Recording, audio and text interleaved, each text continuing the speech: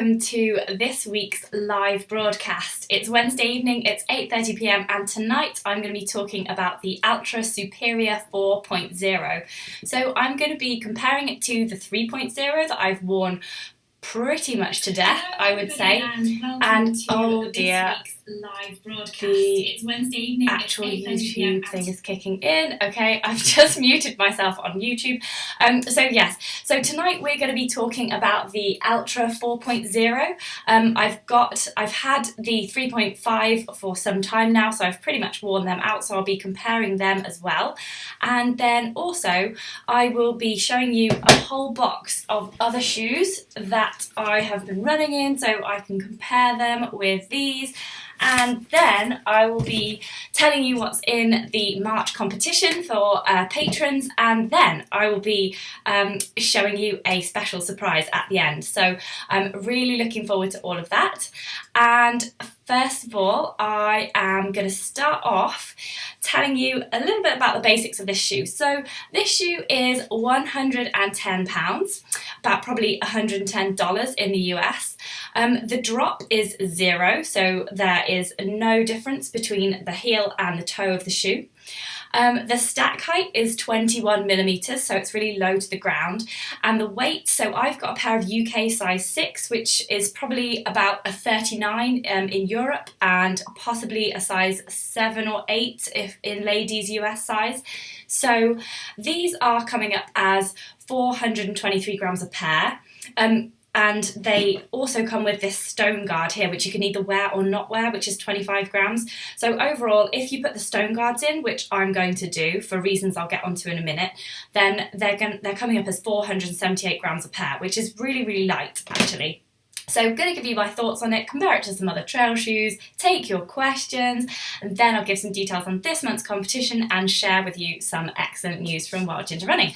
So, where to start? So I'm going to start off with the wide toe box, because this is the main thing with an Altra shoe. So if I just hold up the shoe that I was reviewing last week, which was the Inov8 Graphene Mudclaw 260, and you can see straight away how different the toe box of those shoes are. So that is the wide Altra toe box just there, and this is the Precision Fit Inov8 toe box just here. So you can see straight away the advantages of the Altra shoe if you're a person like me who has wide feet, or if your feet swell during long distance races. So that's the first real major advantage of this shoe, and that's what I love most about Altra shoes, is the massive wide toe box. So you can really spread your toes out naturally, and I've got a photo just here of me doing just that. Warning, you will see my feet. So here we go. So this is my foot next to the Altra shoe, but this is my foot just sort of naturally. This is what most shoes do to my feet. So then this is what my feet are able to do when they're not being squashed to death by an Altra, by a small toe box. So that is the difference between an Altra shoe and a normal shoe. So then the next one, that's just an image I just took in the nice sunlight earlier today of the Altra shoe next to a few different ones. So you can just really compare the toe box there between it and the Inov8s, the Salomons there. And then this is the Inov8 wide fit shoe. So this is the X-Claw 275. So this is really interesting because it shows that shoe is a little bit wider there, but it still doesn't give you that same width at the toe, at the little toe, that the Altra shoe does. So I think there's one more of these. Yeah, so this is it compared to the Hoka shoe, and you can see very clearly that the Hoka shoe is really pointy compared to the Altra. So those are all the shoes that I photographed it next to. Oh, that's just something for later. Let's just delete all these out of the way. And then this is all of the shoes lined up. So you can really clearly see that the Altra has the widest toe box there. There's an Oriox shoe, that's the one I probably will be reviewing that next week. And then I will probably, and then I've reviewed the Inov8 Graphene Mud Claw with the green one. That was last week. This week's Altra. The Salomon Speed Cross, I haven't actually reviewed them. I probably need another pair because I've sort of worn the grips down massively now. The next one is a Scott shoe. I think, let me just see, I think it's the RC Super Track. Yeah, it's the Super Track RC, that one. And then the Cross Claw is the grey and pink one. And then at the end on the right hand side, it's the Hoka in sort of the grey and blue. So you can see really clearly that the Altra shoe is massively wide in the toe box, and that is really exciting. So the only other shoe that I know of that has a toe box which is similar is the Topo shoe, which I have a photo of just here. So this is the Topo. It doesn't look quite as roomy there for the little toe, but it's along similar lines. So you can see there the Terra Venture 2, about £120, $120. Is a similar shoe, and the reason that that's important is because the Altras are a zero drop, and a lot of people can find that maybe that puts some strain on their Achilles and their calf muscles. So it's important to note that the Topo shoes are actually 5mm drop, so that's worth checking out, those Topo shoes, if you can't quite get down to the Altra zero drop. However, I have a bit of a problem with zero drop at the moment, nothing to do with Altra, just in general zero drop shoes. So I've devised, and I do another little thing to these shoes, which I'll take you through in a minute when I get to it, which makes them not zero drop for me. So I'll tell you about that in a minute. Just going to go through a few points first. So more about the weight. So these are lighter than the 3.5s. These are the 3.5s, and the darker purple ones are the 4.0. So the 3.5s, they are heavier. So these ones, the new ones, are lighter by about 60 grams overall. That's about 2.5 ounces. So that's a brilliant improvement, I think, on the previous shoe. Interestingly, the left shoe weighed 209 grams individually, and the right shoe weighed 214 grams. What's that about? Has anyone else found that in a completely new pair of shoes right from the box? Has anyone else found that they weigh a different amount? I didn't weigh it with the tags on one and the not tags on the other, so I don't know what's going on there.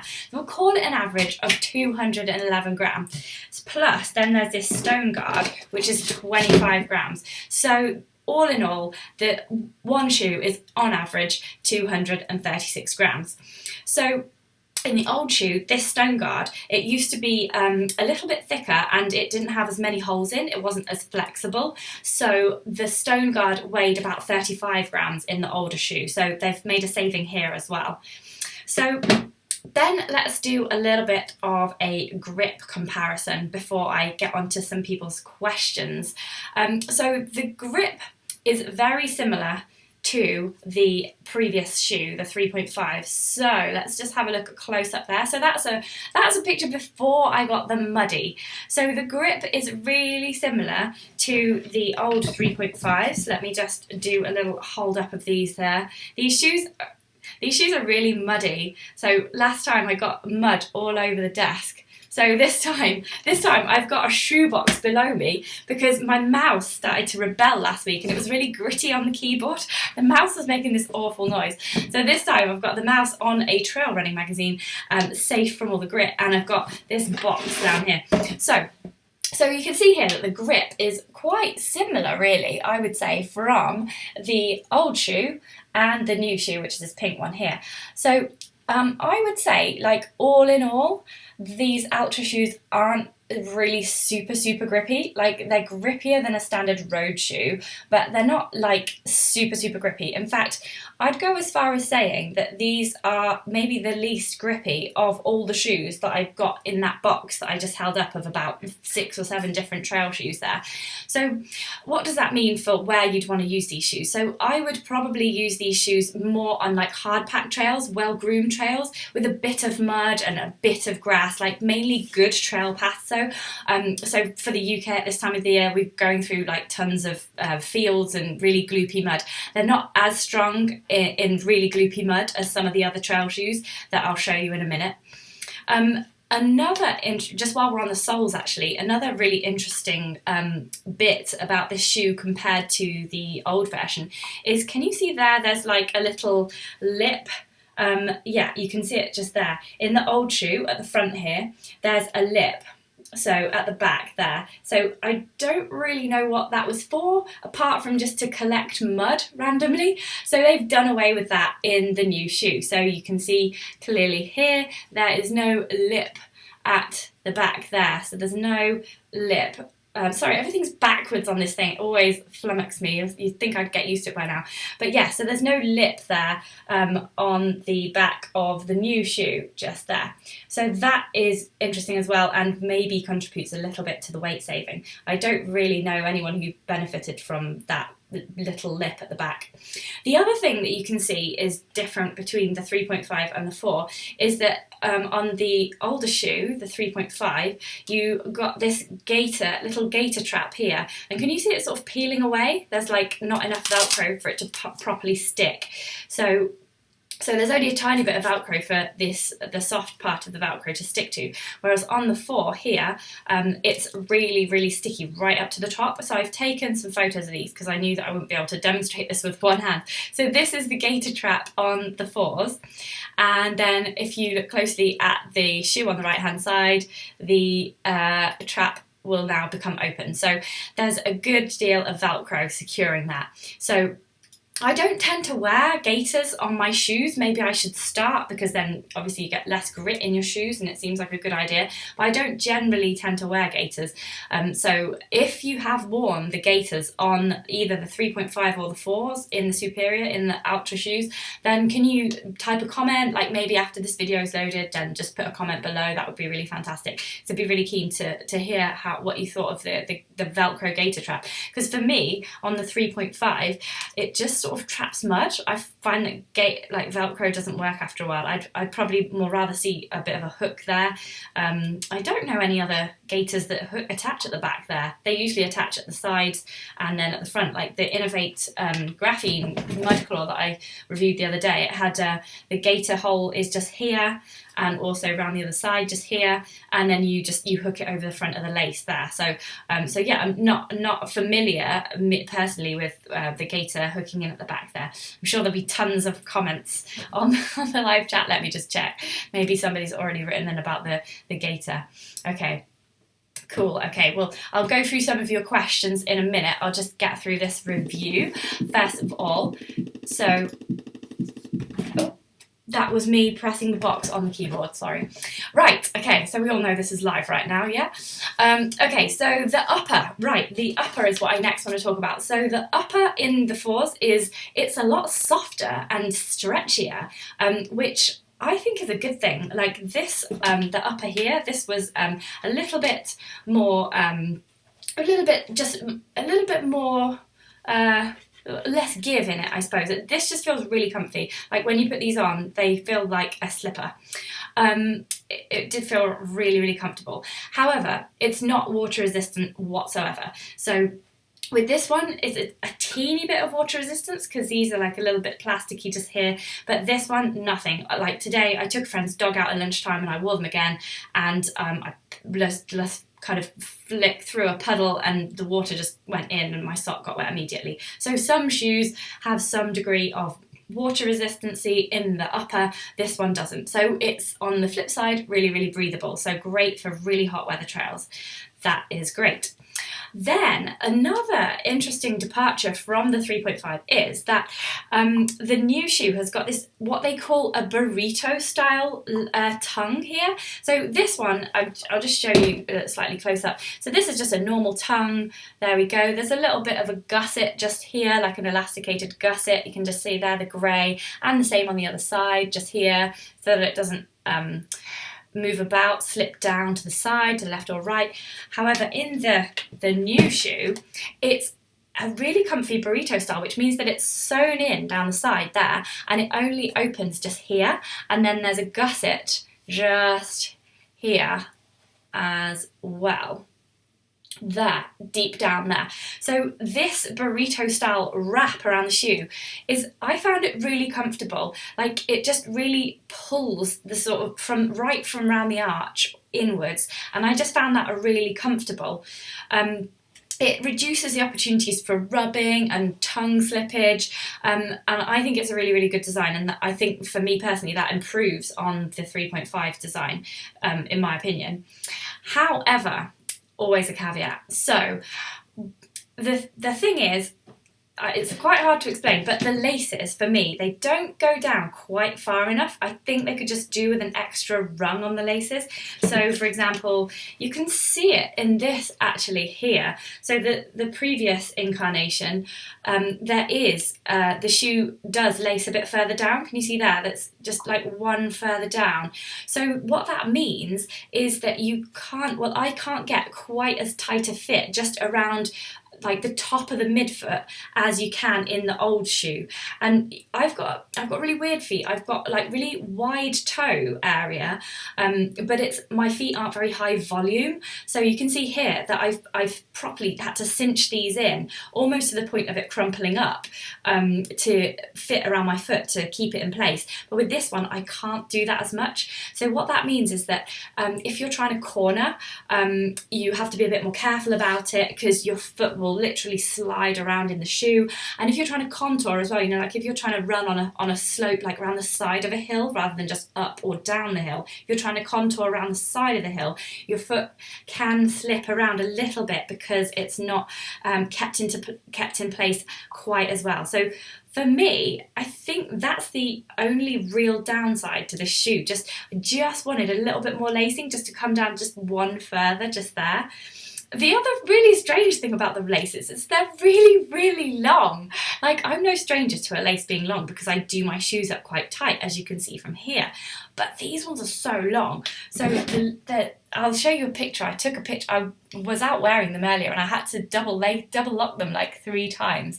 Right, here we go. Here's a picture of me wearing them just earlier. So I've triple tied these, and you can still see how long they are. They're really, really long laces. So I suppose maybe Altra were like, maybe the guys at Altra were like, they were talking to all the suppliers, and the suppliers were like, yeah, we've got a discount on laces this week. We can do you some super long ones for the same price. And they just went, yeah, guys, yeah, let's give them longer laces. But actually, it's just a little bit annoying, because you have to tie them up 3 times, not fast at all. And then when you're trying to undo them, then it takes longer. So what you could do is you could chop the lace off, and then you could burn the end with a lighter, but then you can't rethread them. It's really difficult to rethread if you need to. So you could just buy another pair of laces, a shorter pair of laces, if you are really that bothered. The other thing which I must mention about the laces is this extra hole just at the side here. There's an extra hole just here. Can you just see that? Yeah, you can see that there. And then there is at the other side, instead of an extra hole, oh, see, they're so long. An extra hole, there's an extra little loop. So that is an extra loop for the lace there. And what you do with that is you make a lace lock. So it was already in these ones, I didn't even have to make this. So you sort of loop one side of the lace round, make a little hook there for your shoe. Oh, how do you do this? How do I show that? Okay, yeah, so you make a little loop there, and then this one pulls through, and it sort of acts like a lock. So if you don't know how to do that, then maybe message me in the comments below once this video is out into the ether, and I could maybe do a Q&A film where I show you how to do that. But it's very simple. We just put it through and then loop this through. And that can lock the laces into place across the top, which is super handy. It can be a little bit more difficult to undo, obviously, because it's a lock, but it's there if you need it. Okay, so that's the laces. Let's just go on to the midsole. We've got the midsole, the rock plate, the drop and the stack, and then my overall verdict before we get to some questions. So the midsole is this new Quantic midsole, and it's supposed to be a little bit bouncier than the previous material in the 3.5. So I haven't been testing these for long. I was only sent these last month. So I actually did watch a video from the Ginger Runner just earlier today, and he's reporting that it is slightly bouncier, he thinks. I think it's bouncier, but only because I've been wearing these for so long and I've worn them right down. Like, look at that grip. I've like literally worn that down to nothing. So of course I'm going to find these bouncier. So I need to wear these for a few months before I can report on the overall bounciness. But Ginger Runner is reporting that it's slightly bouncier, and he feels like it's personally holding up longer than the 3.5s at the moment. So that's worth bearing in mind, and I'll keep you posted, obviously, as well. For me, I feel like the midsole is quite soft. You can feel the terrain. It's only got a stack height of 21 millimeters, as I said, so you can feel the terrain underfoot.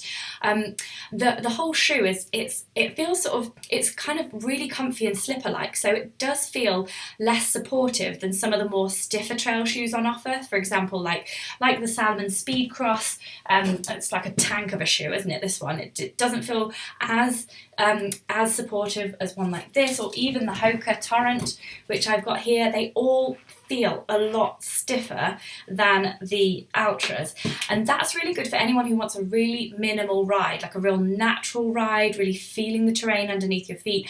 But it's less good if you want to do really stony running. The rock plate is there, obviously, but it doesn't make up for overall padding for really, really rocky stuff. So you do need to watch your feet when you're putting them down over the really sharp rocks, I would say. So then, just talking about the rock plate, actually, you do get this stone guard here to beef up the protection. As I said before, it's a little bit slimmer, lighter, and more holes in the previous incarnation. I couldn't find it. I didn't use the rock plate in these ones, just because it made it a little bit heavier. And so then I was wearing my Inov8 X Claw 275s, and they were a little bit too soft, so I put the rock plates in them. That just made them really, really heavy, so I didn't really get on well with that. But then I've tried to look for them this evening in those shoes, and I can't find them, so I must have just put them somewhere safe and forgotten where that is. So basically, take my word for it, the rock plate used to be solid, and I think it was pretty much solid. It was a teeny bit thicker, heavier, and it wasn't quite as flexible. So this is less protective, potentially, but I'm going to give it a go. This time I'm going to wear the rock plate in the shoe. So obviously it does make it a little bit heavier, but hopefully it'll give me the protection that I need. The drop.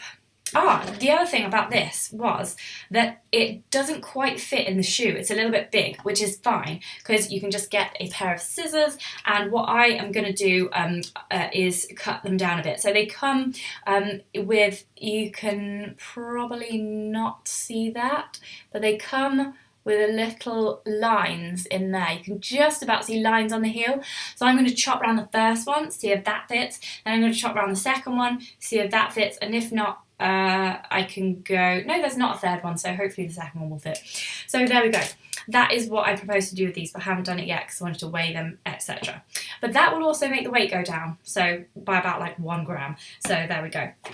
Right, so just on now to the drop and the stack. I mentioned 21 millimeters, so you can feel the ground under your feet. So I've mentioned that already. I've talked about the implications with rocks, but really, really good on natural surfaces to really get the feedback from the ground coming under your feet. So I'm just going to show you a little trick now, because zero drop for me, it's not agreeing with my biomechanics and my feet at the moment. I cannot run for any great distances in zero drop shoes. So I've come up with a solution. Right, so at the National Running Show, I popped over to the Sidas stand. They do inner soles, and they gave me these little heel inserts. So these are a heel insert gel. They've still got the wrapping on, because I've been out in these, but I didn't want to stick them down until I'd showed you everything in case you want me to take them apart during questions. But these have a sticky thing on the back, so you stick them into the heel of the shoe, like so. And the great thing is that it gives you more of a drop. So I've measured this, it's about 5 mil. So that makes these Altras from 0 drop to 5 mil drop. So I'm feeling pretty smug about that, because this means that I can test out these shoes for a lot longer than I would have otherwise been able to. And that also makes them a little bit more of a comparison with those Topo shoes that I talked about earlier. They're the other ones which are 5 millimeter drop. You could probably, if you wanted a bit more drop, you could even get 2 of these, or they might do a bigger one, I'm not sure, but it's just an option that you can put this in. Obviously that affects the weight as well. This weighs 30 grams, so all of that 70 grams weight saving that I've saved from getting the new shoe from the old shoe, remember it was 70 grams overall, basically putting these 2 in sort of cancels that out, so I'm running in the old shoes again. So there you go. So that's everything that I wanted to tell you about the Altra Superior 4. My overall verdict is that they're really light and comfy. They're like slippers, and this wide toe box, quite frankly, is a godsend for anybody who feels like their feet or their toes are squashed in normal shoes. It is 0 drop, and there's that natural feel to the ride. It's not stiff and like overly supportive. It's not the grippiest shoe ever. Like, it's best for hard packed trails, more than the grippy, like the really gloopy mud you get at this time of the year in the UK. So I reckon for stuff like that, you just want a couple more lines of teeth here. So you just like a few more little bits of grip just in the heel here. I'll just put that picture up so that you can remind yourself what the soles look like. So yeah, I just want, you see where there's that kind of white boomerang at the top in the middle of the midfoot? Like, you might want another row of grip there. And then at the bottom, you can see in the middle of the heel, there are 2 bits of grip. Now in the old shoe, you had more than 2 bits of grip. You had grip all the way across. I'm just holding it up now. Where's the eye picture? Here we go. Yeah, so so the old shoe, you can see there's more grip across the heel like that. So I'd say, if anything, it's gone down in grip. So you would be best with these on less muddy, more hard packed kind of traily trails, a bit like the ones you find in Europe or America, I reckon. Everything has been an improvement on the 3.5. Apart from the shortened lacing. I think that's the only thing that I would just think twice about. That's the only thing that would cause me to think twice about upgrading, is just the movement of the foot. I'm going to wear them a bit more, but it just seems like at the moment, for any sideways movement or any quick turns, then because you've got less lacing all the way down here, it's harder to get it in. And I'll just show you a picture of me wearing them just earlier, just so you can see, like, for example, on the left-hand shoe, you can see that I'm trying to pull it in and it is crinkling to the left of the little gaiter carabiner thing there. But you can't get it any closer. And if you do, you just cut off the circulation to the top of your foot. So I just want a little bit lower down. But I am going to really enjoy wearing these shoes, and I'll be using these for trails that are not too uneven, not too muddy, well-groomed trails, and my toes will be loving that wide toe box. I'll have to let you know about the new Quantic midsole and how the bounce fares over the year, and also the wear on the grip too. But yeah, I really like these shoes. I'm going to really enjoy continuing to wear them, especially with my new little 5mm cheat. So, without further ado, I'm going to read through some of your questions now, and then we are going to do, then I'm going to tell you about the competition, and then I'm going to tell you about the next thing in Wild Ginger Running, and I might tell you about the guest for March as well. Yeah, I'll tell you about that too. Okay, so let's have a look at some of these questions. Brilliant. So Dart Morwell kicks it off with the fact that these are his favourite trail shoes ever.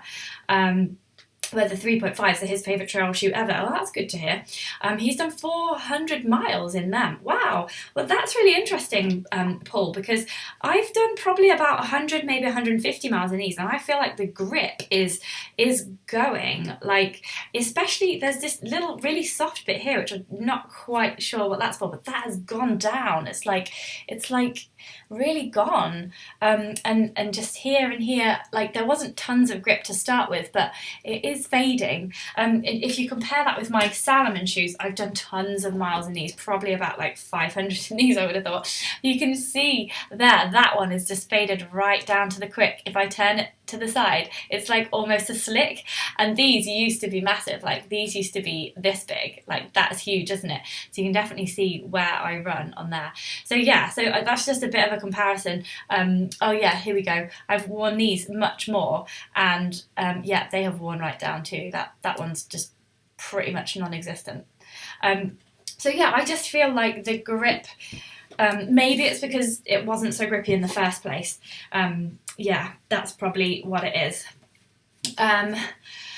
So Andrew Knox says he's really loving running in the 3.5s. That's great. So I hope you've enjoyed what I have to say about the 4s. Guy Greytrex says, hi everyone. Hi Guy, nice to see you. Jonathan Lovelace says he's worn the Escalante but never Superior. Is it a simmer upper and cushioning? Well, there's a problem there because I've never worn the Escalante. So if anybody else can help Jonathan out, then that would be fantastic. And Paul has helped him out there, I think. So hello to John Gardner. Hello, that's fantastic to see you joining us. Yeah, Paul says he still uses Dartmoor well. He says he still uses his mud claw through the sticky sloppy mud. So this is the mud claw, and you can see there the grip is massive compared to these. Like it's just a totally different piece of equipment. And I mean these things on your feet, they're tools, aren't they? So you need to select the right tool for the occasion. And like I wouldn't go on a load of like well-groomed trails in this, but yes, I would hit them up in this. So there's a shoe for every occasion, in my opinion. So great. Then there's a bit of chat between Andrew and Paul, which is great. Sizing. Tom Avery says, does the sizing match up with the old ones? That's a really good question. So I would say that they are exactly the same, the sizing. That's my opinion. I think that they are pretty much the same shoe. They just, yeah, totally the same. I've got a size 6 in the old ones and a size 6 in the new ones. So I hope that answers your question, Tom. Marlo Maggiagali says, anyone have experience with the Salomon Ultra Pro and the outsole durability? So I was caught out by this one last week when I was reviewing these. Somebody wanted to know how they compared to these, which is the Salomon S-Lab Ultra.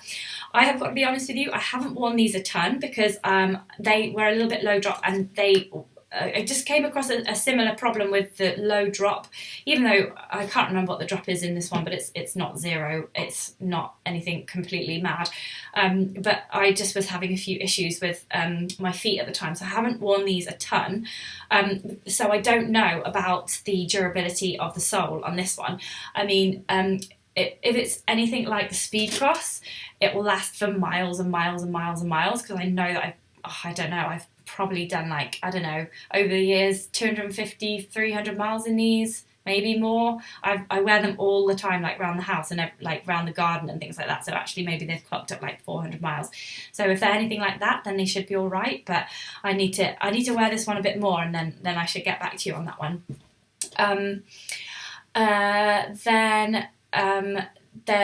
Dartmoor says the Dirty Girl gaiters work a dream with them, so that's fantastic. It'd be cool if you've got any photos. If you send me them, then I can put them in my next Q&A or something to kind of update this. Guy Greytrex says it looks like it runs hot. It does look like a warm shoe, doesn't it? It does. It's not, I wouldn't say, because this is actually really breathable. Maybe it looks warm because it's purple, and purple's a nice warm colour. The colour of the on-waterproof trousers, actually. But yeah, it's really breathable. I mean, the water just gets in here in an instant, so it feels really breathable. These ones were pretty breathable as well. So I would say that these aren't a particularly hot shoe to my knowledge so far. Conrad says that the back lip on the sole was to protect the back of the foot if you slid off the front of something, like scraping the back of your foot or ankle on the front side of a rock. Oh, that's really interesting. I wonder why more shoes don't do that then, and I wonder why they've got rid of it for the 4. If anybody knows, then type in the comments below. It'd be just really interesting to catch up on that point. Andrew Knox says, how is the heel fit with the 4s compared to the 3.5s? He sometimes struggles to get a good lock on his heel. It's really similar. However, with the 4s, I put in the rock plate and then I put in the 5mm drop, my little 5mm drop shoe aids. So I'm slightly raised in the heel compared to what they want you to be. So, but I haven't had any issues with slipping out or anything like that. They feel very similar to me from shoe to shoe. I didn't notice any difference there, so I hope that's helpful. Merlin Keating said, "Hi Claire, any news about Brooks Cascadia 14s yet? Are the 13s any good?" So Brooks Cascadia, I've worn them ages ago when they were like the 9s, so that literally is years ago, and I have been trying to talk to Brooks. I've been on their PR. I think I've sent him about 5 emails now. So if anybody would like to tweet Brooks, Brooks UK, and say, "Hi, can you let Wild Ginger Running review the Brooks Cascadia 14 because we really need her to," then that would be really helpful. So basically, I've asked them if I can review them, and also I want a new pair of road shoes from them because I really love their Brooks Adrenaline GTS. I've worn mine out. They've got a hole in now, so I definitely need some more. So if you could help me out then, that'd be brilliant. Robert Montgomery is said he runs in the Salomon Speed Goat. Speed Goat, do you mean the Speed Cross? He runs on coastal path loads and they stick to the rock and mud, no slippage, even on slate. Great shoe. That's interesting because I found the Salomon Speed Crosses quite slippery, especially on wet rock, like more than some of the other shoes. So that's interesting that you found that. Maybe you're just a bit more better balanced than me. And they have a great locking lace system that works well, no problems. Yes, some people get on with that. I do not get on with that. I can wear them, but they just don't go tight enough around my feet. But other people love it, so not knocking the lacing system. Great. Stephen Mackey says he finds that he doesn't like slippage in his shoe when he's running sideways. Yeah, so that's another reason why these ones, they just slightly let down with the lack of length in the laces there. Okay, I'm just going to scroll down for some other questions here, so just bear with me. And if I have missed out your question, then type it again. Guy Greytrick says it's all about the 1 gram. Yes, that was when I was going to chop my the stone guards off. Magic Touch Max says he likes Zero Drop. He did 35 miles in the Lone Peaks last year. I've never worn the Lone Peaks. I should definitely get them next because I hear they're grippier. Robert Montgomery's promising that he's not a salesman for Salomon.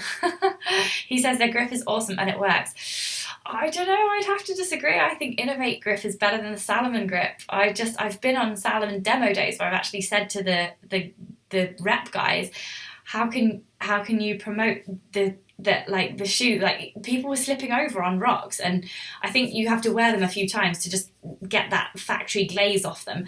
But I just find that the Inov8 shoes have always been grippier than the Salomon ones. But I could be wrong. People might have found different things on different types of rock. It could just be where I was running. So definitely let me know in the comments what your experiences have been with either Salomon grip or the Inov8 grip or any other shoe that you've had. Fantastic. Kurt Steege is here. Oh no, now he's off to a meeting. Oh, that's a shame. I hope you can join us back soon, Kurt. Fantastic. La-di-da-di-da. Here we go. James Hall says, "Hi, I'm loving your channel." Always a good way to start a chat. Brilliant reviews, just switched on tonight. Running Hoka Torrents, but always interested in new ideas. So I have the Hoka Torrents, and they're a little bit different. See, I've got another insole in here, the Sidas insole, just to bump up the drop in that one, because I'm having some problems at the moment with the zero drop, with any kind of low drop.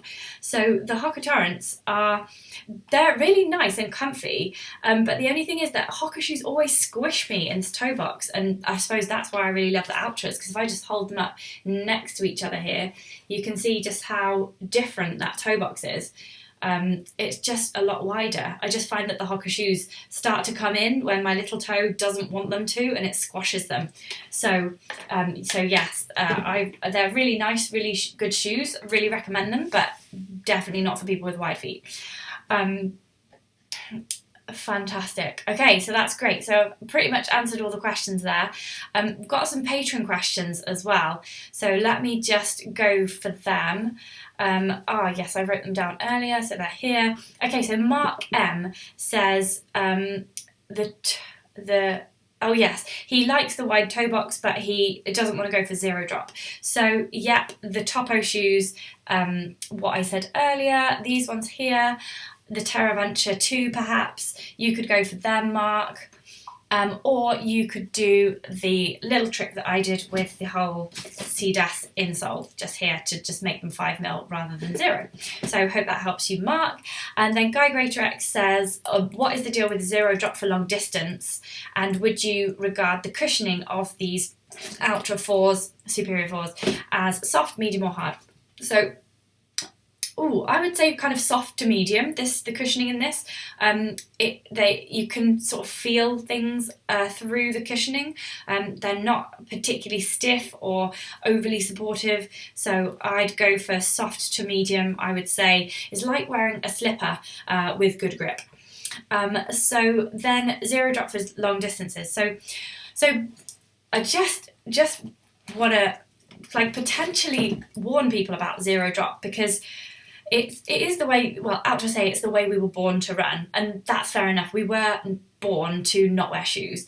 However, most of us have been brought up in an environment where we wear shoes, and I'm 36 years old, I've worn shoes for about 30 years, 32 years, and I've worn shoes with little heel probably most of my life. And so when I got back from Costa Rica, I'd been training 55, 60 miles a week in these chunky Brooks Adrenaline 12mm drop shoes, and after I got back from Costa Rica, I reread Born to Run, and I was like, oh my god, why don't I just wear barefoot shoes? So I went really quickly to barefoot shoes. I wore those, those Vibram 5-finger things.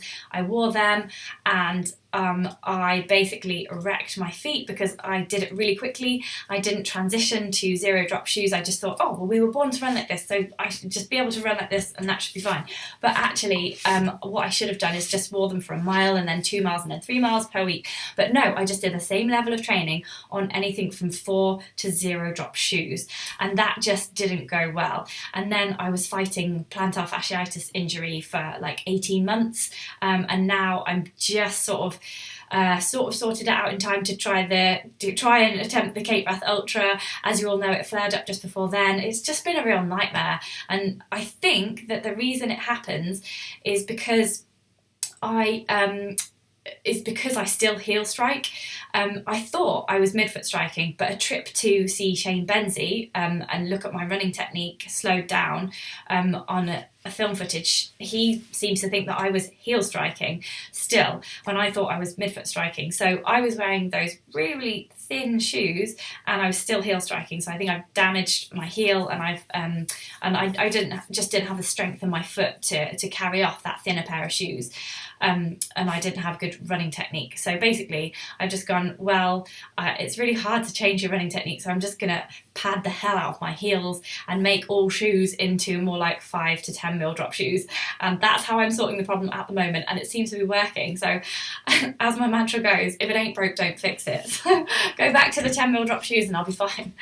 That's the plan at the moment, because I've seen so many physios and I just haven't got enough money to keep going and seeing physios. And the ones that will give me for free for doing this channel are all in Leeds or Newcastle, and to be honest, the train fare is just as much as that. So yeah, I'm sure that everyone understands that you can't necessarily sort everything out if you can't get to the place or don't have enough money to put towards it.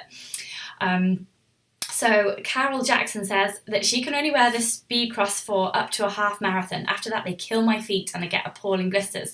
Oh my goodness, Carol, the same thing happens to me. Exact same thing. After doing 6 miles in these speed crosses, I get a really bad blister on the arch of my foot. And the only thing that solved that for me is to wear double layer socks. So then the sock sort of rubs on itself rather than your foot rubbing on the side of the shoe and the sock. So if you treat yourself to a pair of double layer socks, I did some work recently for 100-mile socks. No, 1,000-mile socks. You're supposed to be able to run 1,000 miles in them before you'll ever get a blister. So if you treat yourself to a pair of 1,000-mile socks and then pop your Salomon Speed Crosses back on, you might find that you can run an extra 50% in them, which is what I found with these ones. So I've run a half marathon in these and been fine.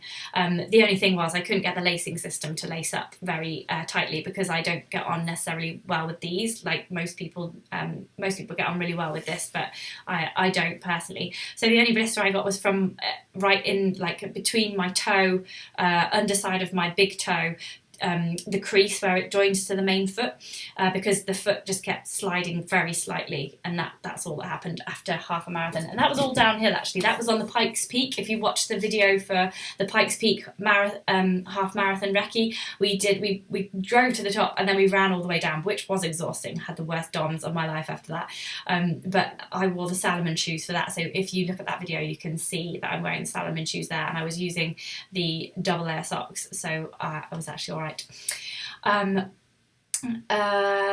Great. John Gardner says he agrees that more wear improves the grip of the Speedcross 4, and for ice, install a few machine screws into the lugs. Yes, I've got some ice screws to put in shoes for that as well, and I've also got those like Cthulhu micro spikes and the Yak Trax gripper things. Carol Jackson says she wonders where she can find a review of them. Oh, yes, yeah, well, that'll be here. Pay attention, Claire. Fantastic. Vicky Luther says, do you wear your Sidas insoles in Inov8 trail shoes too? She says she struggled and switched to Scott Super Tracks as they feel more cushioned. Yeah, so the Scott Super Tracks are here. They are definitely more cushioned, and I really love these shoes. The only downside for me in the Scott Super Tracks is that, like the Salomons, they also give me this massive blister at the arch, and it's just like, why? Why is this happening to me? Basically, it's a good job that there are so many shoe brands out there, because everybody's got such different feet. You really do need to try a few pairs on before you sort of find your brand, and it can be really difficult once you've found a really good shoe to go to a different one, because it's just like, you don't know, do you? And it's so much money as well, and that's why it's quite handy for, like, if you've got people like me, to have like a bunch of shoes and say, well, this one's like this one's like that. And even though my feet are a certain type, I can sort of try to explain to you what it's like on my feet, and then you might be able to gauge it for yours. So this is the Scott Supertrack RC, and yes, it is more cushioned than the Inov8 shoes. It is a really good shoe. The grip is awesome as well. It's got this, they call it the radial grip here, and honestly, it's one of the best grips that I've ever tried on muddy ground. Really, really good. And then there's the Inov8 shoe here. I've never actually used a Sidas insole in this. I tried the rock plate from the Altras in these, and it just made them feel really heavy, even though I've weighed these ones and they're not actually that heavy. I think these are about like 260 grams each.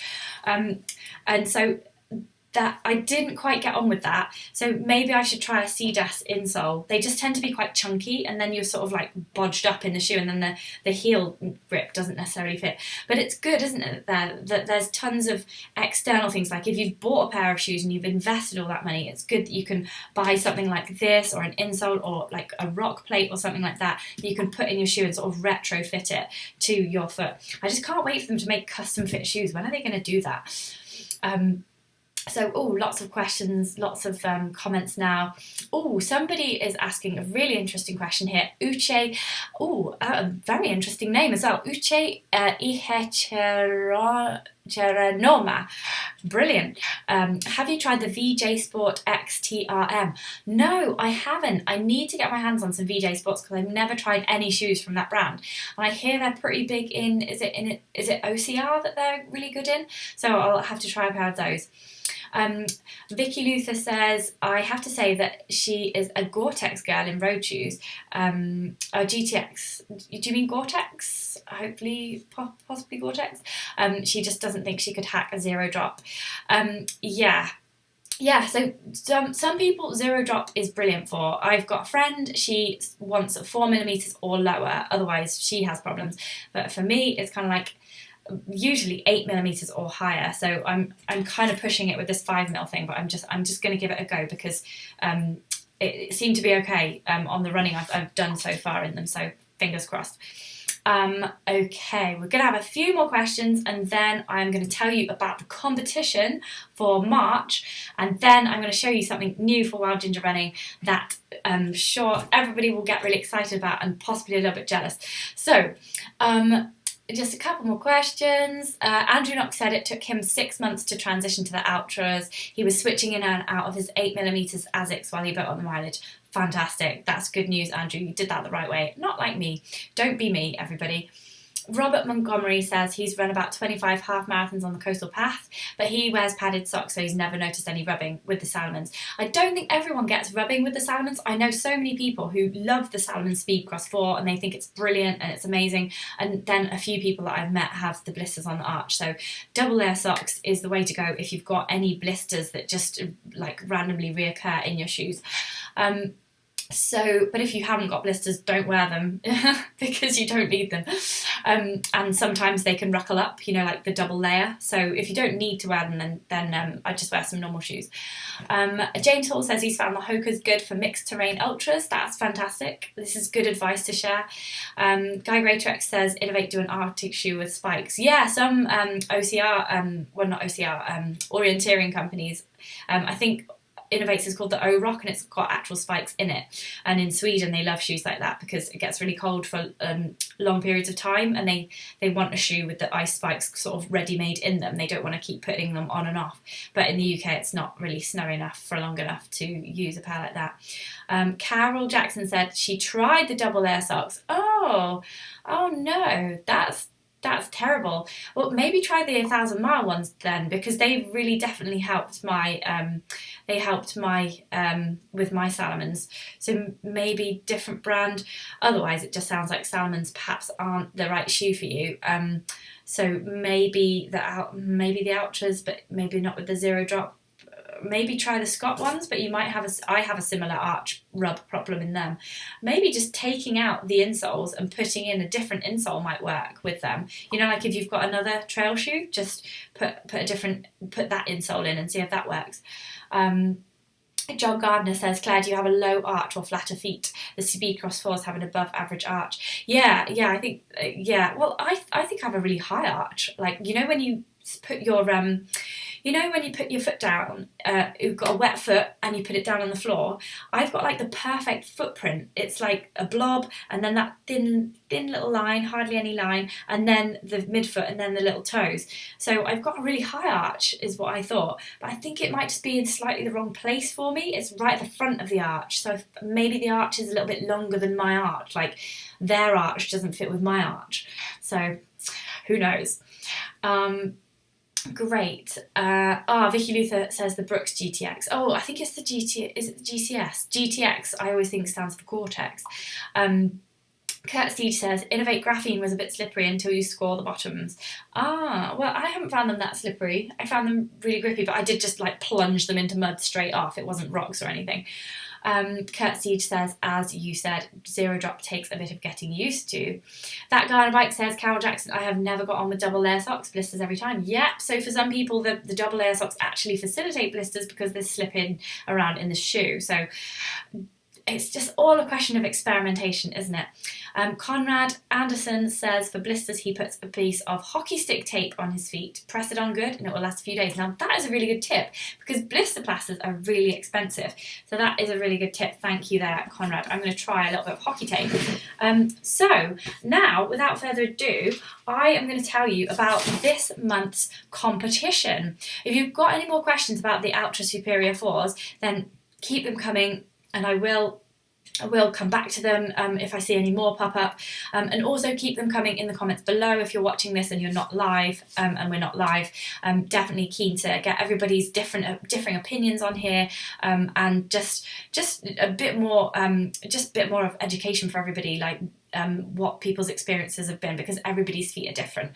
So the competition is really exciting. So because I was reviewing the Inov8 shoe last week, the graphene Mudclaw. Sorry, they're not allowed to. This is really terrible, isn't it, for a shoe company? They're not allowed to give me any shoes to give to you, but they have given me a jacket. So part of the competition, in total there's £506 for one lucky winner for the competition this month, and £506, and I have decided that I just feel bad giving all the prize to one person. So we're still going to have £506 worth of prize to the lucky winner, but I've got a couple of books that I'm going to give away as second and third prizes. So 3 people are going to win in the March competition. So let's have a look at what Inov8 have given us. So they've given us a Inov8 Storm Shell. So this is the AT/C Storm Shell waterproof jacket, and it's very good. It's very light, and it's also very, very stretchy and very waterproof as well, obviously, for waterproof, and that's worth £170. And then I have decided to give away, in a similar Inov8 theme, I'm going to give away my All-Terrain Pro running pack that I was testing last month, or maybe the month before. So it looks like this. It actually got a Best in Test in Trail Running magazine. That is the silver colour. I've got it in a black colour, but the great thing about that pack is that it's from 0 to 15 litres, so you can literally wear nothing in it, or you've got this, there's a big sort of 10-litre bag that you can clip on and off it, so it's kind of 2 bags in one. So it's really cool, and I'll hook up to the review in the description below. Probably tomorrow I'll do that. So that is 2 things. So that adds up to £300 worth of Inov8 gear. Then Inov8 sponsor this series of races called the Maverick Races. Here we go. So they sponsor these races, and they've spoken to the guys at Maverick for me, and they came back and they said that they would be happy for the lucky winner to have a place on the original series and the Dark series, and the X series, which are a bit more brutal, and the Dark series, which are the ones where you need a head torch. I didn't quite have time to phone Silver and get a head torch as well, but I thought £506 worth of prizes. That race package, if you choose all the long ones, that adds up to £175. So that's £170 worth of Inov8 Storm Shell to be won, a All-Terrain Pro running pack worth £130, entry to 4 Maverick races sponsored by Inov8, place on the race of your choice from all of their different series, that's worth £175, so we're up to £475. Then we have a Lumifit running vest, which is just here. This is what I've been testing this out for Lumifit, and it's absolutely fantastic. I wear it over the top of my rucksack when I run with my running club, because we have to be high vis. So it's got flashing, these are red lights there, you wear them on the back obviously, so you can have them flashing or not flashing, and then we've got flashing white lights at the front or not flashing. So this is really nice, really adjustable, so whatever the size you are. It also comes with 2 little armbands like this, just made of this material as well. So that's worth £14. So that will be in the prize as well. Not this one, I've worn this one, you'll get a whole new one in its own packet and everything. And then the last part of the prize is this amazing book. So this is called Wild Running, and this is by some friends of mine called Jen and Sim Benson. So they have done a previous book as well. This is a new one with 200 routes in it this time. And I think that, yes, there's 50 of their old routes in here, and then there's 150 new ones. So it's just really good inspiration. Like, if you're coming to the UK and you want to do some running, then definitely buy this book. And if you are already in the UK, then also definitely buy this book, because it's just tons of inspiration in there. Loads of like really pretty pictures. You'll just really get inspired by, look at that, Scotland, don't we all want to go there?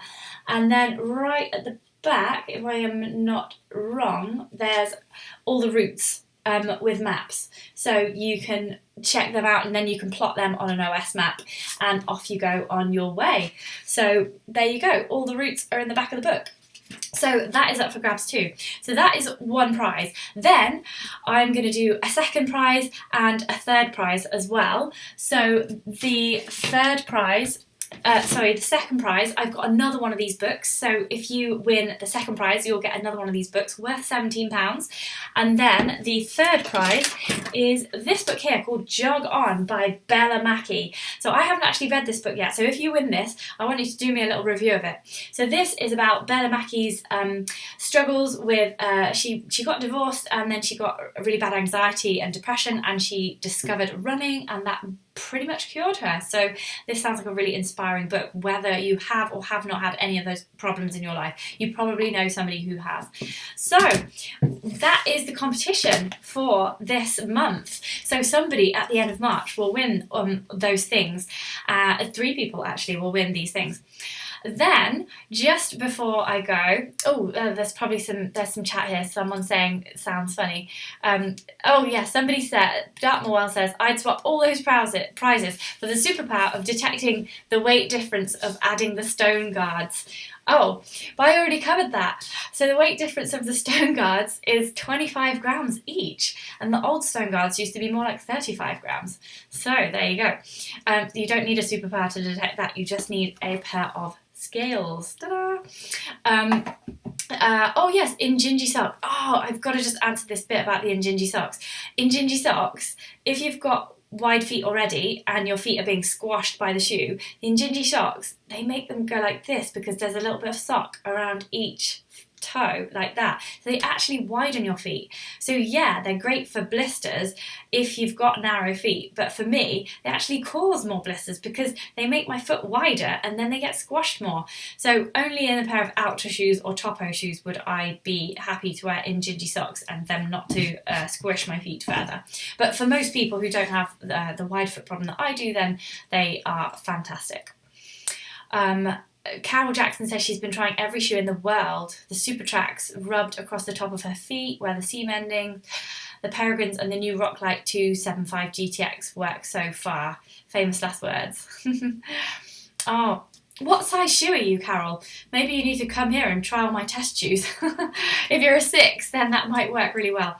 Anyway, so on with the bit of Wild Ginger running news. Thank you everybody for staying. We've been on for about an hour now, so I need to wrap it up fast. But I have got the order through for a little bit of Wild Ginger Running merchandise, which if you are a $10 patron and above for 3 months, that's the loyalty you have to show, then you will get a Wild Ginger Running buff. And so I am very thrilled to announce that I have been sent the buffs and they look like this. Aren't they amazing? Ta-da! Look at that. Don't they look brilliant? So they've got the Wild Ginger Running logo on, and they've got an OM logo on, and they have got a buff logo on because they're made by actual buff. Like, these aren't the cheapy ones that you get after a race. These are made from actual buff. So they've got a 50 UPF sun factor. They're also made with 2 plastic bottles, so we're being friendly to the environment as well. And they are made with the part of the Protect More program, which minimises the impact on the environment. So that's absolutely fantastic. I'm really thrilled that I've been able to sort of partner up with Buff and OM on this one. So basically, OM look after Buff in the UK. The company that look after OM look after Buff in the UK as well, and that's why I was able to go to them, because I'm quite friendly with the guys at OM, and they were able to contact Buff for me, and Buff decided that they would like to donate a load of buffs for free for all of my patrons above the $10 mark. So I will be sending these out over the course of the coming week.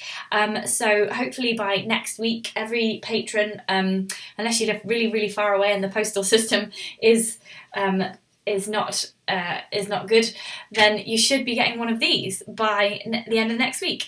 So I'm going to be starting to parcel them up tomorrow and over the weekend as well, and I'm really, really excited to send these to all my loyal patrons above the $10 tier. So if you want one of these, then you know what you've got to do. You've got to get on Patreon and you've got to sign up to the $10 tier. The other advantages of the $10 tier is that I will preferentially answer your questions as well. So before every live, every Wednesday, then I always put a post up about what I'm going to be talking about in the live, and it just gives you the opportunity to ask your questions, and I will definitely answer those questions. I will try and look out for you on the live as well. It's just that it doesn't tell me on the live chat who's a patron, who's not, so just tend to answer all of those there. But as I get to know everyone, I tend to know who's what tier in patron, who's a patron, so I tend to be able to just pick you out and answer your question preferentially. Also go through the Q&As as well. So I'm going to be wearing one of these. This is going to be great. Like, we're all going to be able to see who each other is at races. We're going to be able to identify each other, and you'll know that if someone's wearing one of these buffs, then they are a like-minded wild ginger runner enthusiast and happy to be friendly and chat to you and supportive in whatever run that you're doing. So I'm really pleased with these. Massive thank you to and Buff for facilitating these. They are totally exclusive and they will only be going out to patrons. So that is absolutely fantastic. So I hope you like this broadcast. There's a couple of ideas coming through as well. Rich Simpsons is saying we need an expert on how to toughen and strengthen feet to reduce injuries and avoid blisters. Yeah, I'm pretty sure lots of changes can happen to your feet if you run lots and lots. I know, but I used to run like 50, 60 miles a week and I still got some blisters on my actual race that I never got during training. It's really weird. Yes, but that's a great idea. I should get an expert in blisters on. I was actually thinking of going to a race where they have a lot of blisters and doing like a broadcast, not necessarily live, but like a chat about like some video on how the doctors, the race doctors were taping up the blisters, like all the different types. But that might be a bit gory. But yes, so yeah, hit me up in the comments below if you want to hear more about blisters as well, and any other ideas you've got for films really. So it's always good to cater for what everyone wants, because that's what I'm here for you guys, especially the patrons. You get special attention. So fantastic. I am going to leave you all now, and I'm going to maybe I'm going to watch some Harry runs actually on YouTube. Everyone know Harry runs? He's going to come on the show hopefully on the 20th of March. So I'm going to be asking him some questions about nutrition, especially as he's a vegan. So I want to get his day in the life of food as an athlete.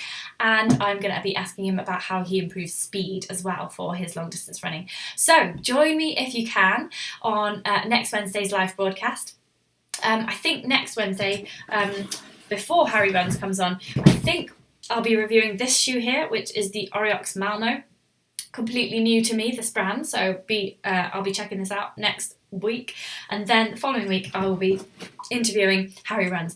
The Salomon Advanced Skin, the new women's 8 litre Advanced Skin, that is on its way, and a new pack from Inov8 is on its way too. It's like the All-Terrain Pro, but it's something else. It's like the Race Ultra Pro. It's along the similar veins, but it's lighter weight and it's more pro. So look out for reviews of those coming up. Okay, I said I'm going to go, so I'm really going to go now. Thank you so much for watching. Thank you everybody for your comments in the live chat. It's been really fun hanging out with you and really fun telling you all about the awesome Altra Superior 4.0. Just type in the comments below once this video has uploaded if you have any more questions. I will be wearing these for the next year or so, so I will be maybe coming up to Christmas or something. I should do like a recap of all the shoes that I've been wearing. The socks, yes, socks for a chat. Yes, I could do a sock chat, that's true. I could cover all manner of socks. I've got so many with holes in now. I started darning them, so old school. Right, so I really am going to go now. Thank you so much for listening, and I will see you out there on the trails wearing one of these. Hey!